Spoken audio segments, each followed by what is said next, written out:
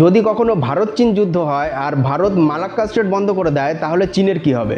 Strait of Malacca পৃথিবীর সবথেকে গুরুত্বপূর্ণ সমুদ্র চোখ পয়েন্টগুলোর মধ্যে একটা।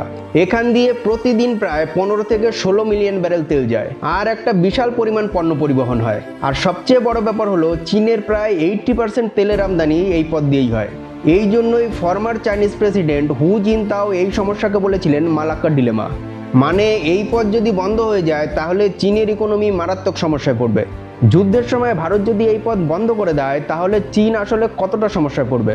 শুরুতে বেশি সমস্যা হবে না, কারণ চীনের কাছে 60 থেকে 90 দিনের স্ট্র্যাটেজিক অয়েল রিজার্ভ রয়েছে।